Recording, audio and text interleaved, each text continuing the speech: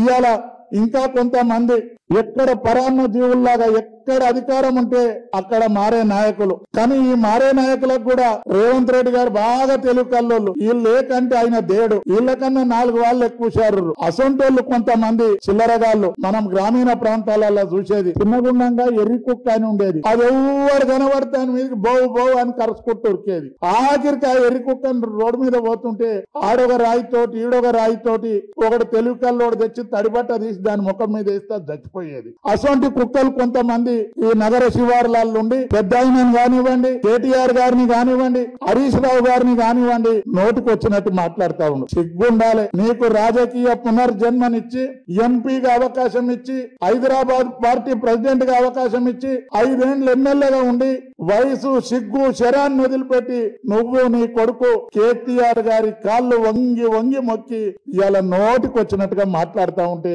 ప్రజలేం గుడ్డోళ్ళు గారు. నువ్వు కాళ్ళు మొక్కింది గత 10-20 ఏళ్ల కింద అంటే ఉండకపోయేది. ఇప్పుడు అన్ని టెలిఫోన్ల నొక్కంగానే అన్ని వస్తాయి. నువ్వు కాళ్ళు మొక్కిందికి తెలుసు, పొగిడింది తెలుసు, ఇవాళ తిడతా ఉన్నావు. ఇవాళ సూర్యుని ముఖాన మన్ను పోస్తే ఆ మన్ను నీ ముఖాన్నే పడుతుంది. కాబట్టి అలాంటి ఈ పిచ్చి కుక్కల సొంటోళ్ళు కూడా నోరు ఎక్కువ తెరిస్తే తొండలెక్కించి కొట్టడానికి బీఆర్ఎస్ శ్రేణులు ప్రజలు సిద్ధంగా ఉండరనే విషయాన్ని నేను మీతో మనవి చేస్తా ఉన్నా.